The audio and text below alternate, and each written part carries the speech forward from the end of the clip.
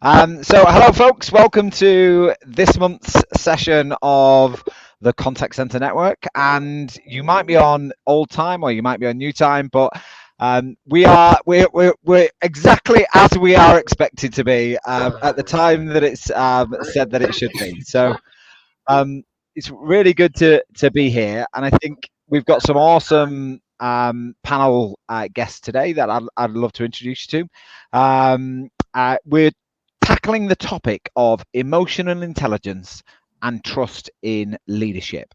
And I think over the past 4 years, both of those things have been put through the ringer because of COVID and because of all the ways that we've moved in terms of operational models and more distance working and all of the things that a post-pandemic era is consistently throwing at us. Even though it was 3 or 4 years ago, we're still reeling in some respects because of the outcomes of everything that's happened. So what we're talking about in today's session is really thinking about, from a leadership perspective, where are our emotional intelligence levels?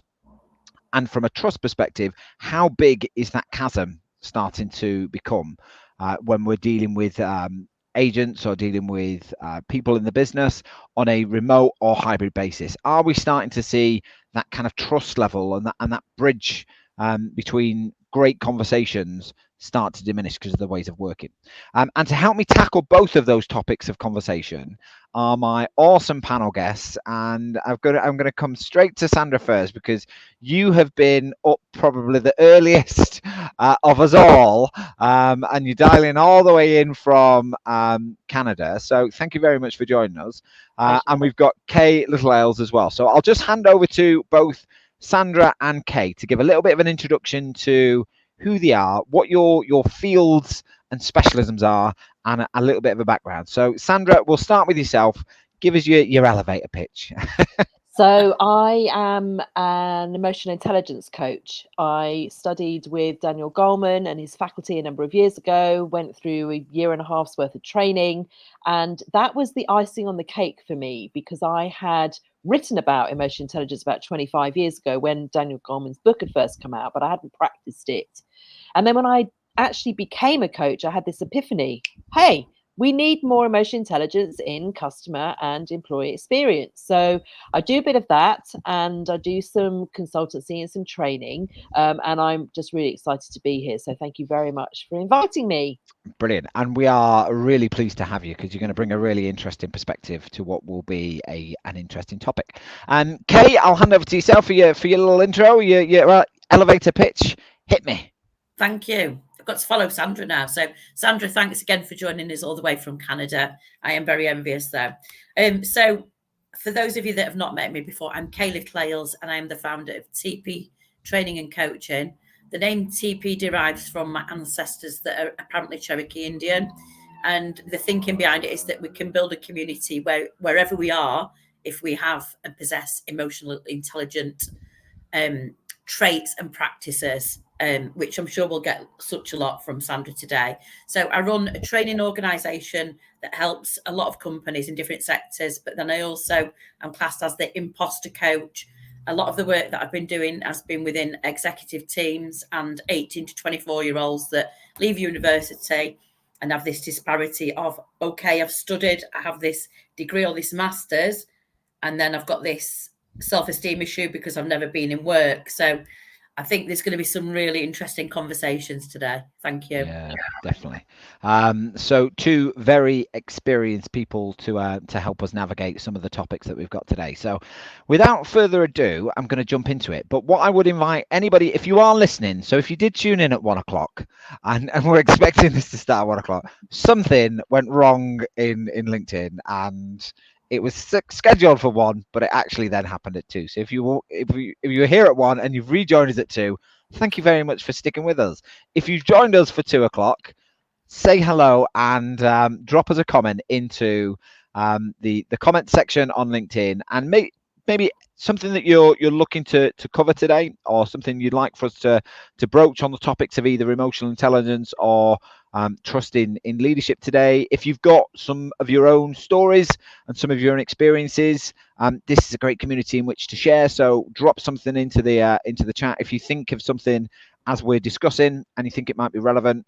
Lots of people use this for their own kind of knowledge base as well. So and it's good to share experiences and network with each other. So drop us a comment into the chat, and just to make sure that we're actually live and we're not talking to ourselves, so that would be good. I've already seen a comment in there from Danny Wareham saying hello, and he's hoping you're enjoying the TEDx, Sandra. So I'm sure you are as well. But we're going to start off, and we're going to delve firstly into the wonderful world of emotional intelligence. And Sandra, you are, I suppose you're the authority on this from our perspective in this group. So I think when we start to talk about emotional intelligence, and we hear that word bandied around a lot in the contact center, and usually it comes from the perspective of a contact center agent. They say, oh, they need to have more emotional intelligence, or they need to have more empathy. And we talk about emotional intelligence being a very highly desirable skill for both the frontline and the leaders. But how much, in your experience, would you say we have mastered EI in the leadership sphere? Not very much. Straight to the point. Straight to the point. So it's a fascinating thing, because there are a number of different scenarios going on in relationship to leadership. So I've been a witness to leaders being encouraged, invited, nudged, pushed towards emotional intelligence coaching because their relationships are not working. They're not having the gravitas. They're creating more friction, more toxicity than they should be doing. You also have those that have a certain level of self-awareness, which is fantastic, and they're curious to want to get to that next step, to perform better, to have less conflict, to have more connection with others. So there's a real mix of the skill in leadership positions, and you see pockets of it. And when you get a CEO that comes in that has this skill or recognizes it, you see a complete change in quite a short amount of time, actually, in the way that people speak to one another, the way that they conduct themselves. But it is still, unfortunately, Gary, quite rare, because it's seen, regrettably, as a soft skill. And when I'm a leader, I don't do soft skills because that sounds weak. But there's the irony. It's one of the most powerful, most incredible things you can do.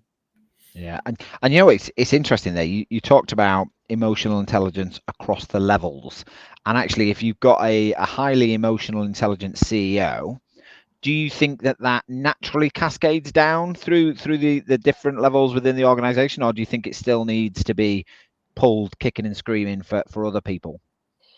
It's a great question, and you do see over time the waves of emotional intelligence. All you've got to do is look at Microsoft and their leader, who wrote some incredible books about this skill.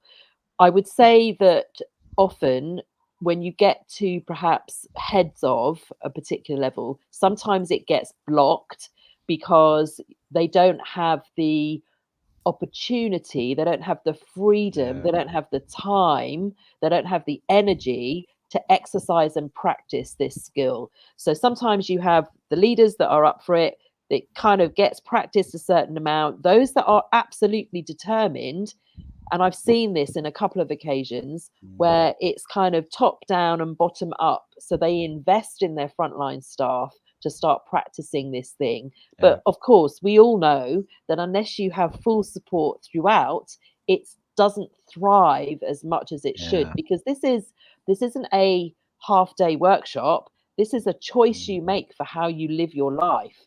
It's a vocation, and you have to keep learning and being aware of it, because let's face it, every day is completely different. You're presented with different things. So the short answer to your question is, you see pockets of it, you see intention, you see sometimes it getting blocked because people aren't empowered to practice. And then in other cases, you see this kind of sandwich effect which is bliss. Yeah, and I think that's interesting. And we've got a few other questions that is going to tease out some of that stuff on a more practical level as well. So I'll be interested to get your response on that. Kate, just before we move on to the next question, from your perspective and the people that you're working with and the clients that you tend to deal with, would you say you are seeing EI being mastered in leadership?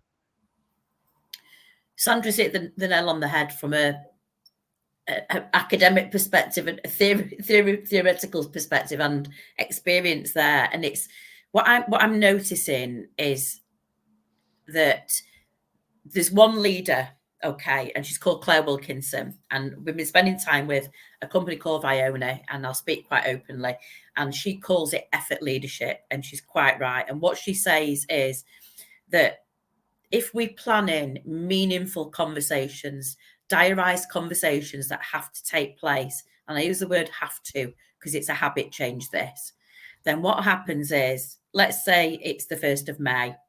Before the 1st of May, everybody within Claire's team or other people's teams within the organisation will have direct invitations for informal or formal conversations that take place.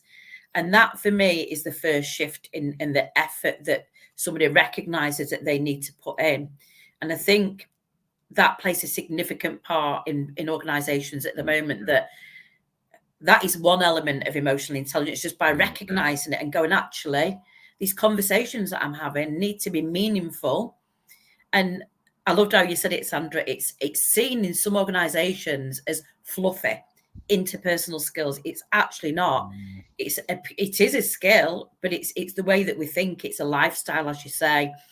And another conversation that I had yesterday with somebody in an organisation with a senior leader is what they do outside of work impacts what they do inside of work. Yeah. And that conversation may be for another day, but sleep is the biggest topic that I'm having that impacts the way that somebody has that capacity to feel emotionally intelligent in the first place. Yeah, and you know what, I'd 100% agree with that, because when you're not fully present, when you've not had enough rest, and I suppose being in touch with your emotional side of leadership and the emotional side of situations, if you aren't charged and you aren't ready for it, you're not going to fire it in the best possible way, I suppose, isn't it? Sandra, I've got a question for you, and I'm jumping ahead a couple here from my original plan, but I think it's relevant to the conversation that we're having. We talked about CEOs having the kind of, I suppose, the first run of the whip in terms of driving emotional intelligence across the organization, but it does get blocked, and things I suppose come from left field and start to kind of drive away the focus from emotional intelligence and managing emotionally and sensitively, and I think that's probably an interesting thing that happens in a lot of organizations. So the question I had here is, what do you see as maybe some of the common challenges when trying to integrate emotional intelligence practices into the workplace? And what would your top tips be to try and overcome some of those challenges? I'd like to start by just describing what emotional intelligence is, because I think that people often mistake it for empathy, and people often mistake it just as active listening. So emotional intelligence is emotional self-awareness, and that itself is absolutely massive. The reason why it's so massive is because we very rarely take time to figure out how we're actually feeling. So in answer to your question, for this particular bit, the speed at which things need to happen, the urgency of action in the workplace, the accusations, the finger pointing, the accountability that goes on means that we don't often allow ourselves time to figure out exactly how we're feeling, because once we work out how we're feeling, once we name the emotion that we're feeling, then we have the opportunity to manage that emotion. So the first domain is emotional self-awareness. Second one is management, self-management. And in my experience, what I've observed is that it's a thing that's nice to do on the periphery of my time. So to Kay's point, it's not scheduled in. I'm not disciplined about it, and I don't give myself permission to sit and just figure out what is going on. There's a bunch of cortisol being flushed through my body. If I respond to this email right now, it's going to get nasty. Yeah. If I answer that person how I really want to answer, we're going to have a row. It's going to ruin this relationship. So often, the speed at which we need to get stuff done, the lack of attention to what's really being said or what's not being said is completely missed. So it's a kind of self-fulfilling prophecy that if we're not listening to each other, if we're not paying attention to signals, if we're not aware of how we're showing up, is it any wonder that this emotional intelligence thing isn't happening as much? There's a perception, and it's worrying sometimes. You know, I'm at TED right now. They're talking about AI. They're talking about, let's get faster, faster, faster. And I'm thinking, whoa, hold on a minute. The human body has to process a whole bunch of information and figure out how it's feeling. Because then when it knows, when you know, you can make a choice. And we're missing that, Gary. We're missing that. Yeah, and I think certainly in some of the organisations that I've worked in, there is still that siloed culture in departments. So you can actually see different levels of emotional intelligence within different departments and different functions, and ones that have higher levels of self-awareness, if you like, as a leadership team, and who are more open to feedback, actually have better performing teams. They have more engaged teams. They have happier teams. So you can see that certainly in organizationally, where it's working well and where it's not working well, the difference that can actually have on productivity and performance at the same time. Kate, what's your thoughts with respect to that in terms of, I suppose, some of the challenges that you see in organizations that struggle to implement emotional intelligence techniques or ways of working, and suggestions to potentially overcome those? Yeah, some other work that I've been doing, and it's parallel to everything that Sandra said. You say it so eloquently about the emotions. And I was speaking the other day in a group coaching session with some leaders about, once we recognize our emotions aren't flaws, they're just part of who we are. It's just it's the human condition. We're meant to have a range of emotions. Then we start thinking about our responses. And aligned to this, funnily enough, when we're talking about time blocking in time to coach other people, what we're also suggesting, and 2 or 3 people are doing this, is how much time do you give yourself between calls? Because we are tasked now, we're task driven. And so one person showed me her diary. It's amazing. And in pink, she's got time for me. And she says, if I don't have that time for me, I'll work till 8 o'clock on an evening. And then that puts a strain on my relationship out of work. But I think the other thing as well that I'd be keen to know what Sandra thinks to this, is I always say from experience now and witnessing from myself and other organisations, that we talk such a lot about coaching culture. I think it's impossible to have a coaching culture that's effective unless we understand what feedback is from an EI perspective. And that's because we're not conditioned to be able to give feedback other than critiquing feedback.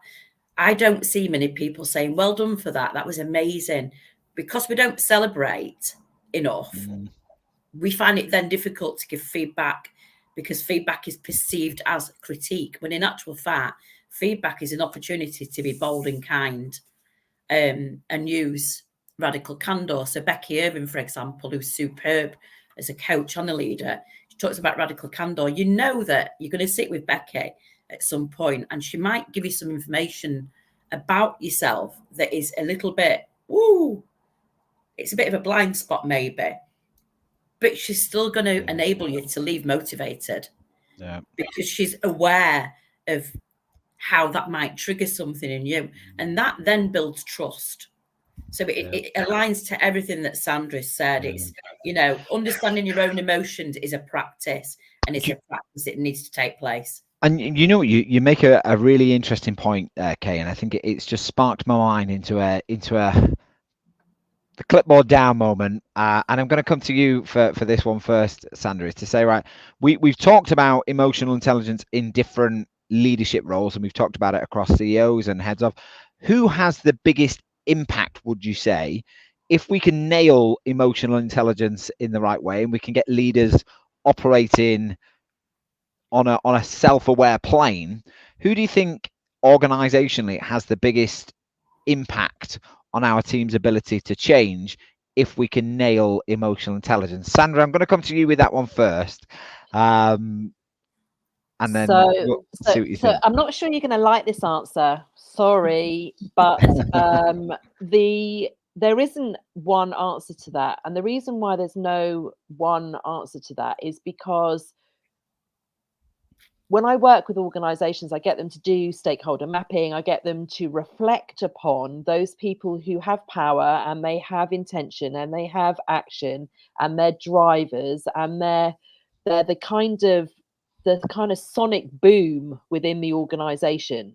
And I would say it's them, because ultimately the way that an organization is organized, the hierarchy within the organization is not a reflection of the people who influence and can change stuff. And I'm going to give you a random example here. Like 30 years ago, I worked for a kind of a regional authority. And if we were to apply the typical approach, you'd say that the CEO and the leadership team were the people who absolutely should have the skill because they are the influencers. Absolutely no way. It was Mike and Ina who were the caretaker and his wife who sorted out tea and cake every day at 3 o'clock. They were the ones that set the tone and the pace and connected people up and made things happen. No joke. So I think that you have to look at the organization. You have to identify those that have influence and power and are interested, and they are interested for the greater good of the organization, as well as for the actual agenda to achieve the strategy. One of the competencies within emotional intelligence is organizational awareness, and that is it. Yeah. And I think it's interesting. I've just flashed up the comment that Danny Wareham's made there in the chat around hierarchy structures and power structures are not the same. And I think you've illustrated that really clearly in the example that you've given there around the cleaners and the janitors setting the tone and the pace. They're not necessarily at the top of the tree, are they? But they have certain influence, and I think that's an important part. And the point that you were making there, Kay, around organizations being open to feedback, I think is a really interesting aspect to think about when we're looking at kind of levels of emotional intelligence, because actually sometimes if we're not open to that feedback and we're not open to being developed personally or wanting to grow and wanting to change and taking on that kind of, I suppose, that perception of others, it's going to stop us from growing emotionally at the same time. What would you say to that comment, Kay? Do you think that's true, or do you think that's another old codswallop? So I don't think it's necessarily the way that we respond to feedback. I think it's more about there's a retooling that needs to take place. Every Gallup report is highlighting it. I think the retooling is, and it goes back to Sandra's point about lifestyle, the way that we communicate feedback has to be really honest and not an avoidant type of feedback. And radical candor is amazing because it gives these really good archetypes of, if you use this type of feedback method, this is the response you'll probably get. Yeah. And there's a lot of resentment in organizations because people will always know intuitively if something's not quite right, whether somebody said something or not. Now, if somebody's more emotionally intelligent and they're more aware of what impact their words have, then they're going to plan that. They're going to sit down and write it down on a sheet of paper. Right, I'm going to speak to this person. Let's think about, it's not necessarily the SHIT sandwich method, because everyone knows when that's taking place, and it's condescending as hell. It's about being really upfront and also having some data. So last Wednesday, I noticed on this call that you did X, Y, and Z. And what I want to speak to you about is how you can make that better. And so it's been really straightforward. Now, when that's practiced, that then creates this trust. And you're almost practicing your self-awareness as well by doing that. And I think back to Sandra's point about if we've got a bunch of drivers in an organization that are very results orientated, I'm not saying that they're not as emotionally intelligent, but they might not build in that time to do that. When in actual fact, they're the influencers, because if they do it, most other people would do it. Yeah, I think it's a. Oh, go on, Sandra. Sorry, I just want to chip in there, because feedback. There's a school of thought about feedback, which again is not popular, but I actually think I'd like to just throw this out to the audience just to think about for a second. So every single one of us experience life completely differently. Our socialization, our experiences, the context of the moment. And in my experience coaching people, coaching teams, those people who have the self-awareness and the grounding and the confidence will proactively seek out feedback. And there's a school of thought that says, if I offer you feedback, I might not want it. I might not want the feedback. And also, do I trust that you are the oracle to give me this feedback? Because again, what you see might not be the reality.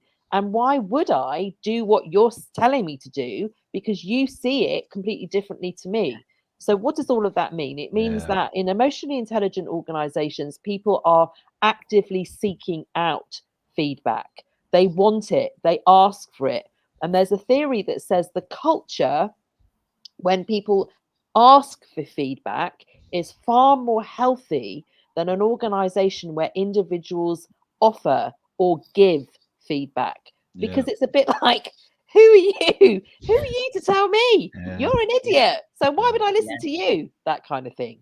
So I think the growth mindset, the fixed mindset, the work of Carol Dweck, check it out, ladies and gentlemen, if you haven't seen it already.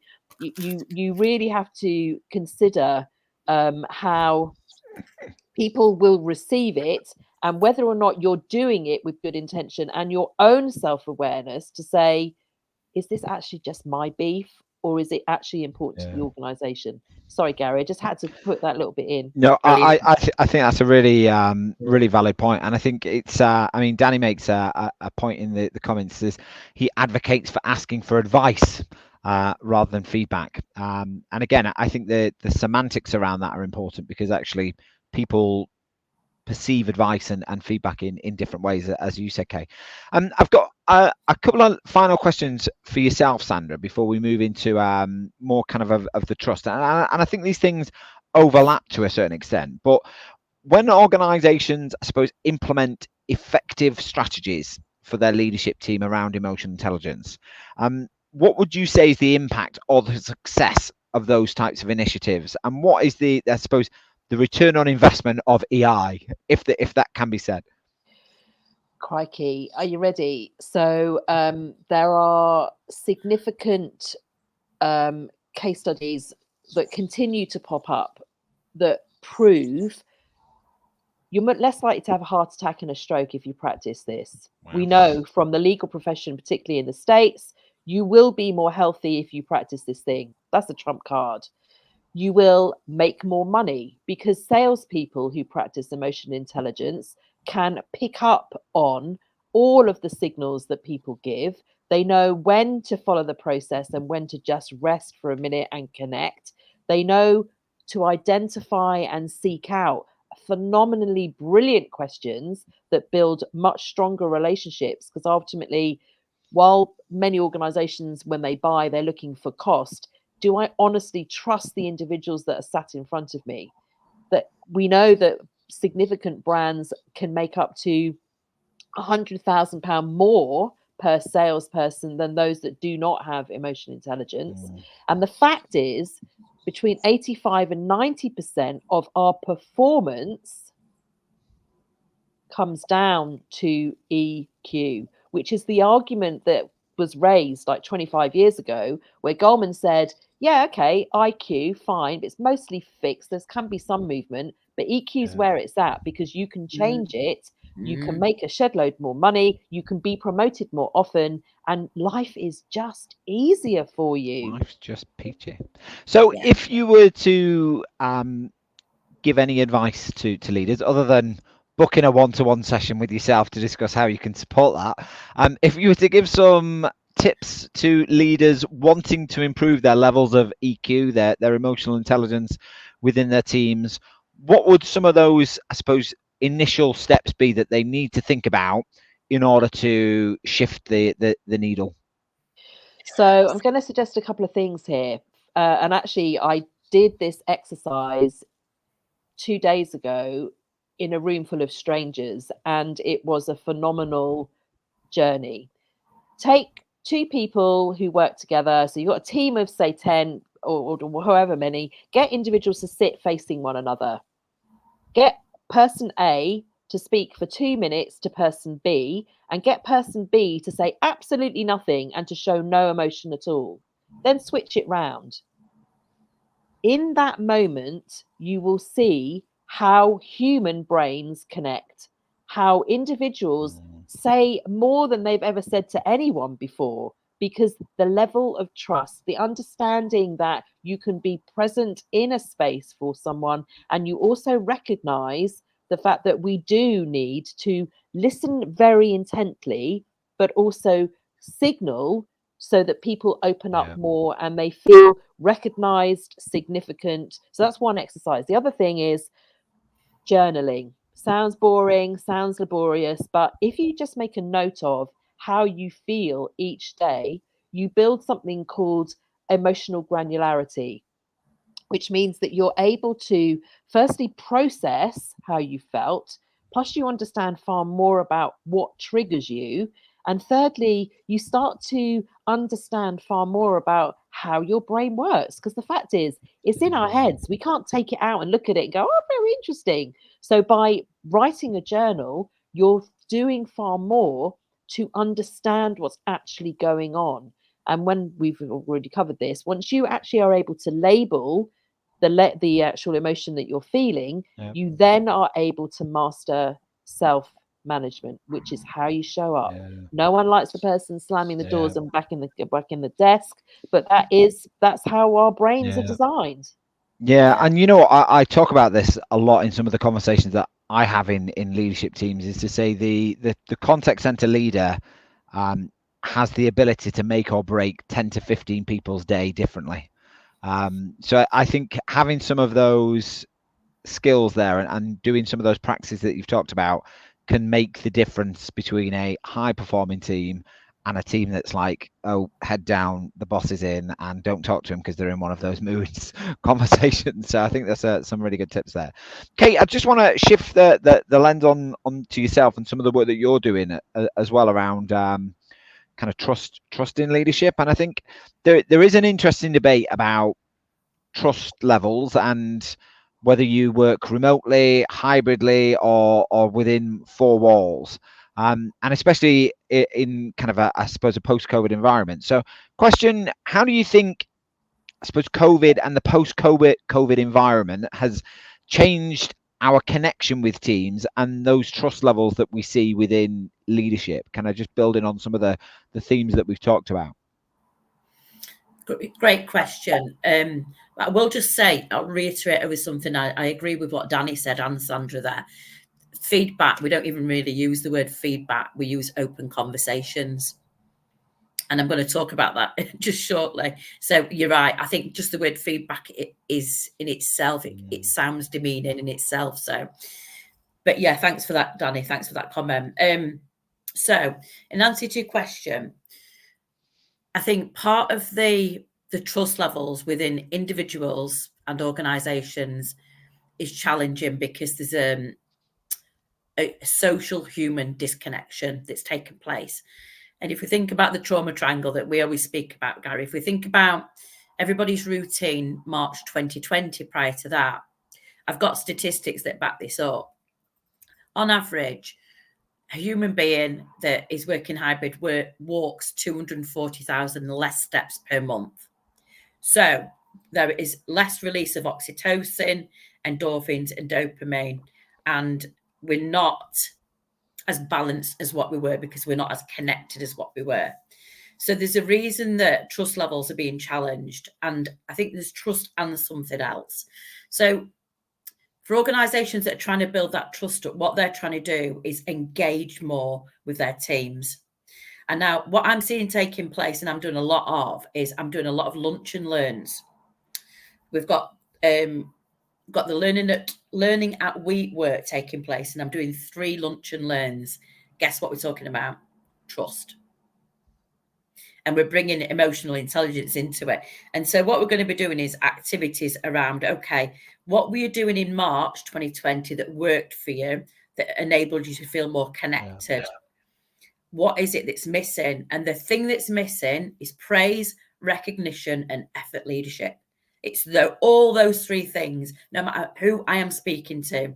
So these are small to medium enterprises that have got around about, one of them's, I think, yesterday, 450 staff, looking at getting another 50 to 150.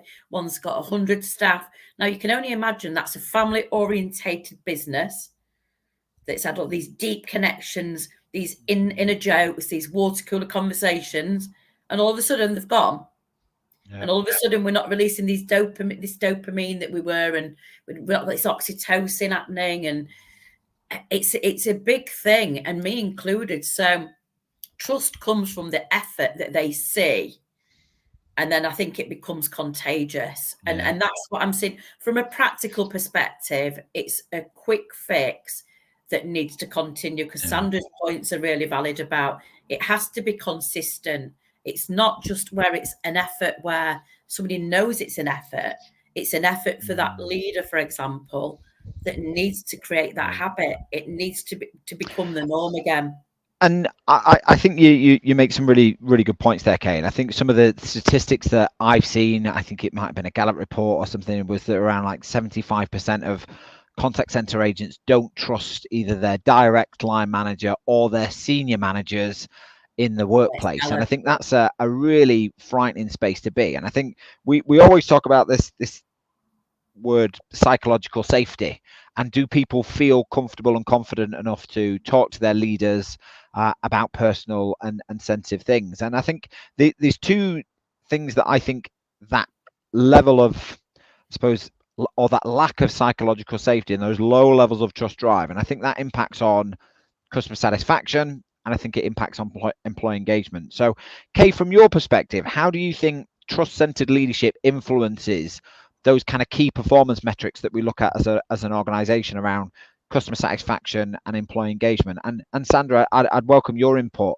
onto that one as well. But Kay, what do you think the impact of that is on those metrics with that lack of trust in the workplace? I've got it written down here, and I've got statistics to back this up from, I think we've done there's 6 questionnaires that took place, pre-work thinking, I call it, to find out what the fear of failure was. So there's a highly charged fear of failure because of the lack of open conversations that are taking place, because of the lack of demonstration of emotional intelligence. Now, fear of failure it's so apparent, and that is because we work in hybrid.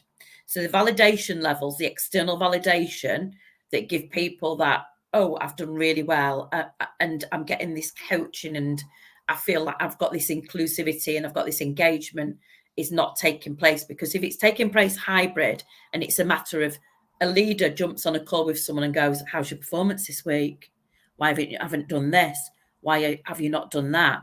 All we're doing is reinforcing a negative set of semantics. So fear of failure is massively impacting KPIs, because when we were in an office, we were more comfortable, and there's statistics to back it up, to make a mistake, and it shouldn't even be called a mistake. It should be called an opportunity to try something. So exploration's decreasing. We're not experiencing things. So, and do you think that's impacting on overarching employee engagement levels and comfort levels within organizations with their leadership teams? It's impacting. So leaders feel it, teams feel it, everybody feels it. It's very common. It's really common. And thinking about that from both an engagement and a customer satisfaction perspective, Sandra, are you seeing some of the similar things that Kay's seeing organizationally across the people that she's working with? Yeah. One of the things that's really interesting because it seems like common sense, but we forget about it when we go to work, is where leaders, team leaders, whatever you want to call them, people who have influence on frontline staff particularly, when they don't do what they say they're going to do, we can't cope. Our brain just can't cope, because it takes us into this space of uncertainty. And I see people shift to conscious decisions and following through, and it changes the conversation completely with the teams, because ultimately I now stand as a person of integrity and authenticity. I will do the things I said I'm going to do. It builds trust. And the thing that I also find really interesting with some of the clients that I work with is that leaders, I'm laughing, it's not funny, leaders talk about, well, I've created this safe space, so of course it's safe, and of course they can like, this is not your choice. Psychological safety is the position an individual is in, and it can change overnight in a nanosecond. So I see people consciously doing what they say they want to do to build more trust. I see people having this perception that I'm giving out safety all the time. Why don't you challenge me? I mean, that in itself is a complete oxymoron. It's hilarious. But also I see people who they've had the experience of being shamed, humiliated, embarrassed by the leader, either consciously or less consciously, and you will never get them out of their shell again until you work extremely hard to prove that you will not do that again. Our brain does not want that emotion, and it won't take the risk. Yeah, absolutely. And I think it ties nicely back to the first point that we were talking about around the emotional intelligence and the exposure of other emotions to other people. The negative ones have a lasting effect, a significantly lasting effect. And I think that's where it erodes the levels of emotional intelligence in organizations. It erodes the trust levels within organizations. It erodes the innovation and the creativity within individuals to do things to become more customer centric, more make customers happier, get employees more engaged. So it has a massive impact across all of the organization, I think.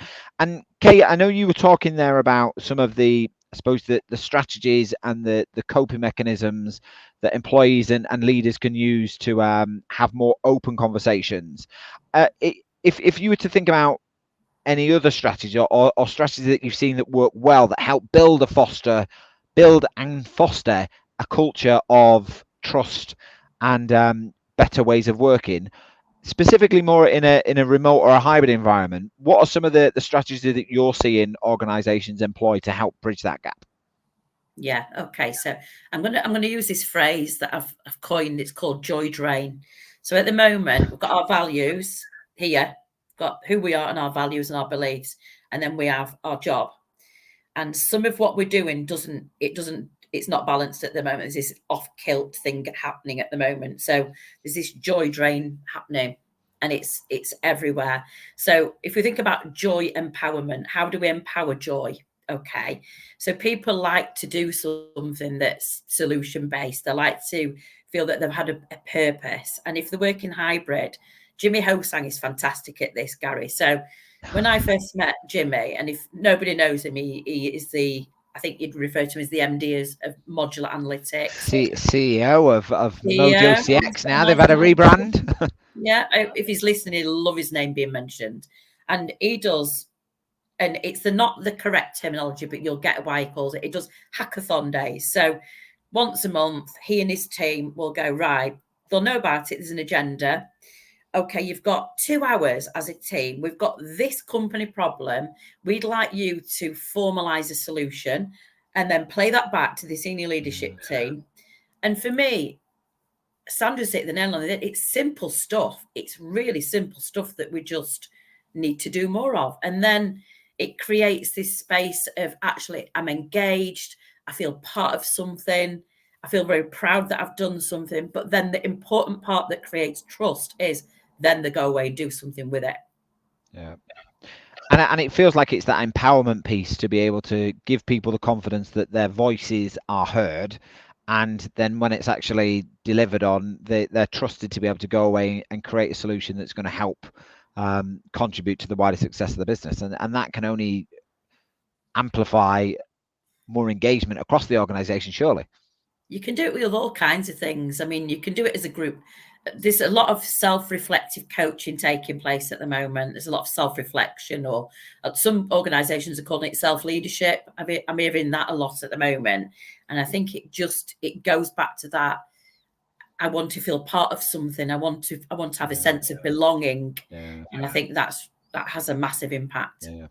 And I think, Kate, you talk quite passionately a lot, and I know because I've seen it, about how organizations manage conflict in the workplace, and I'll see your face wincing already because I've used the word conflict, but we've talked about organizations and how leaders face off to more difficult decisions, more difficult discussions, or conflict within their teams, and I suppose that in itself erodes trust levels to a certain extent. So what tips would you give leaders in businesses who are experiencing conflict, for want of a better word, within their teams, and how could they approach that to improve the levels of trust and improvement in ways of working across the organization? What would your thoughts be on that? Train your leaders, if they're not yet, to understand what real effective coaching is, what a coaching conversation is, because it's fantastic what a one-to-one coaching conversation where, as Sandra says, you've got a leader listening, 100% listening attentively, and they only ask one question. They might have asked the coaching habit question from Michael Bungay Stanier, that open question, and then they just listen and listen and listen. Yeah.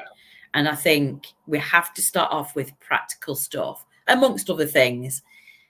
But I think a habit of being somebody that's present and that understands what coaching is as a leader, it will have an infectious effect on the organization, because they're doing what they've said. As long as it gets followed up, I think it's a really good starting point. And the lunch and learns are a fantastic solution to people feeling disconnected.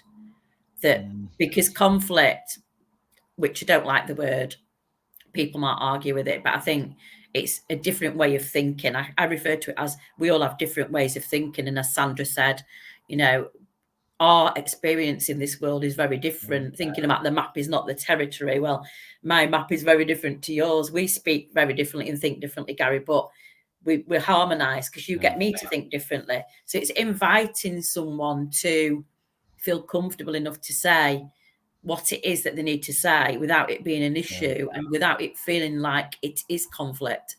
Yeah.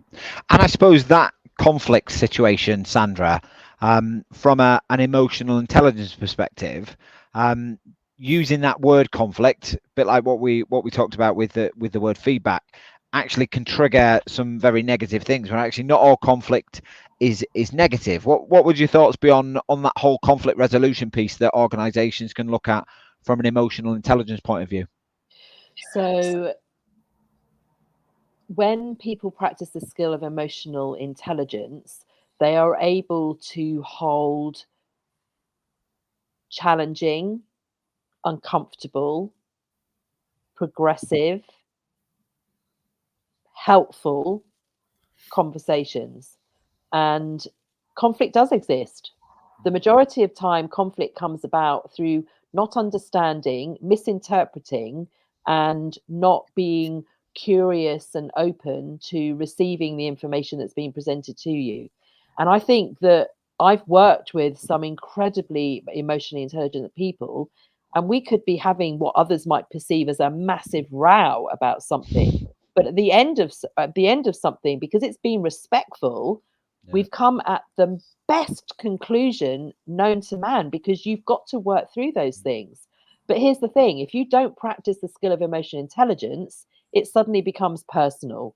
It suddenly makes you want to retreat back. You get defensive, you get aggressive, you are under threat.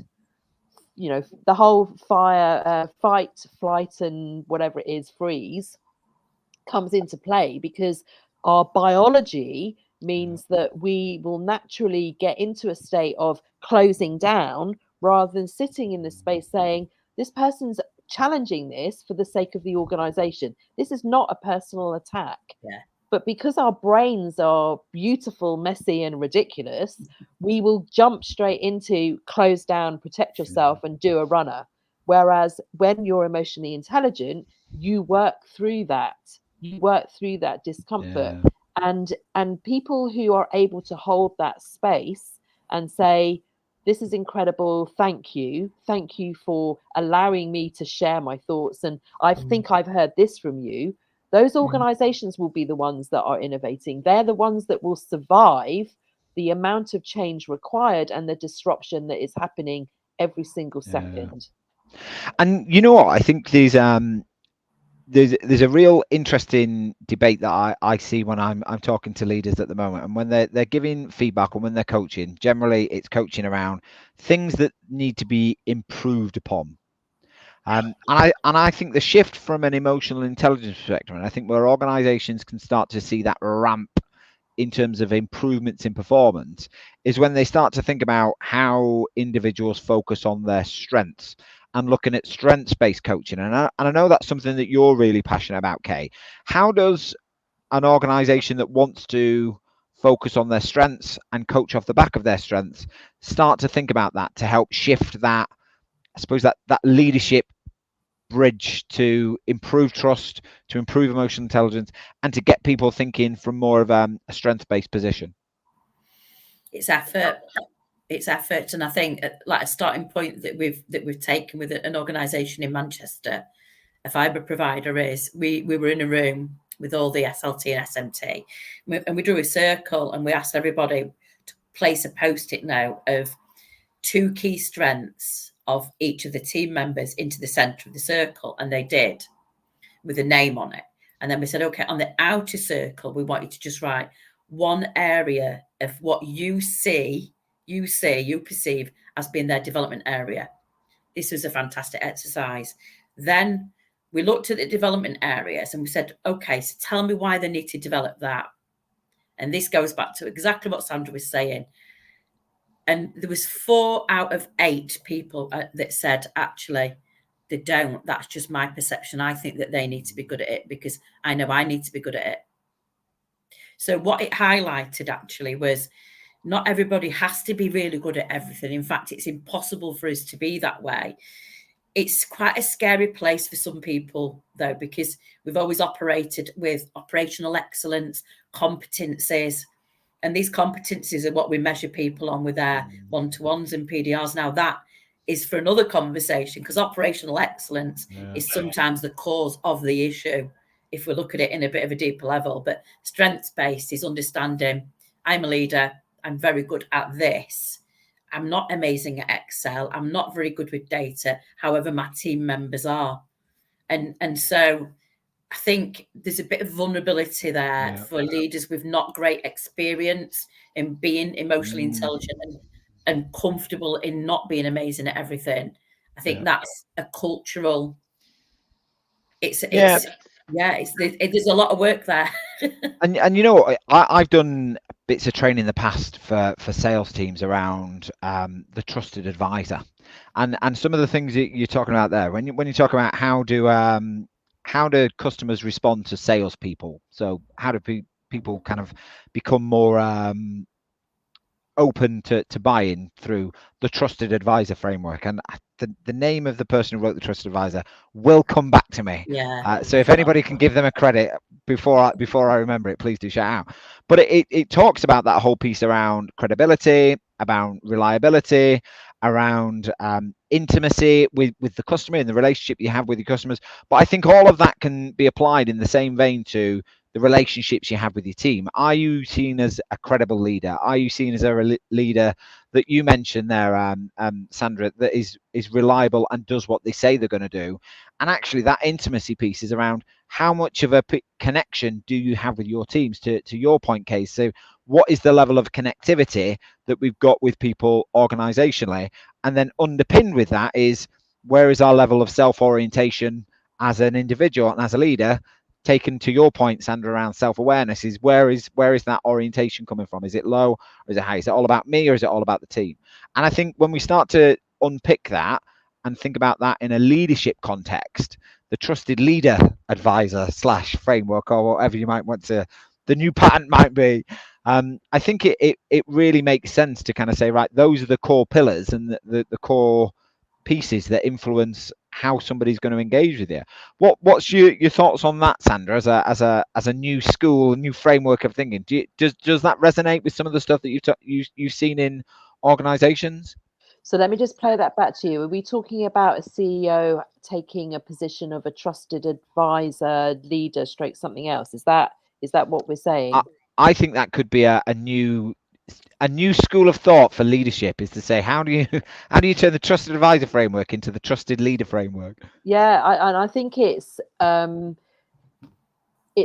would be a massive leap forward, because ultimately the advisor is continually learning. They don't always have the answers. And we know, don't we, that leaders who say, I don't know that, but I will find out, means that it's proving that they're human, and it's proving that they may have expertise in a number of areas and they'll offer those up.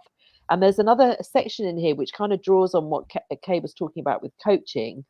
When you think about cheerleaders and you think about coaches, then you think about someone who has your best interests at heart, who wants to bring you on, who has your back, who will pull the stops out for your personal performance. And that positioning, as well as the trusted advisor, is quite compelling, because it puts, what a surprise, the employee at the heart of. It's not about managing to complete the process. It's about how can you as an individual show up in the most incredible way for our customers, because we recognize, don't we, that those organizations we love, those we go back to, are those that make us feel good. Yeah. And when we make the employee feel good through a mixture of coaching and being trusted advisor or whatever else, we're thriving. We're not controlling. Yeah. And David Maister is the author of The Trusted Advisor. I'd highly recommend it as a book for anybody who wants some listening. We've got around 3 minutes to go, so I'm just going to ask you guys as a panel, if there were some things that you could maybe give the audience as takeaways from this session around building stronger levels of emotional intelligence and trust within organizations. What would be some of your top tips and takeaways? So I'll go around the virtual table, and I'll start with UK and say, right, if there was some top tips that you could give the audience to take away around emotional intelligence and trust in their organizations, what would that be? I wrote this down because I knew you'd do this. So I've written down the words, and I really had to think about this. Okay, so if we cannot praise, if we cannot empower and enable others to correct the behaviours that are doing them a disservice, then we become stagnant. Yeah. If we can't do those things, how we do them is a skill. It goes back to Sandra's point about the emotional intelligence. But if we can't do them, living in a hybrid world, this is lifestyle. It's not work versus life anymore. It's a lifestyle. So the things I was hearing there is praise, empower, correct, enable people to correct behaviours that are doing them a disservice. Brilliant, love that. Sandra, you've had a couple of extra seconds to think there. We'll put you on the spot, Sandra. So I think that fundamentally, if we can all remember that we have brains, and brains are irrational, ridiculous, beautiful, incredible. If we can just remember that as biological species, we have a bunch of stuff going on. And if we can respect that and understand it and not jump to conclusions and not create an environment where someone would feel less able to speak up. So to nurture each individual and let them give you the feedback on their terms and do the best you can to support them, then it's going to change everything. if we just imagined all these brains walking around, you know, Kay's point around all the hormones we have that also bring about a whole bunch of responses, just do that. Just do that. Just for one day. Look back all these brains on the other side of the screen. Imagine brains on talking to sticks. you.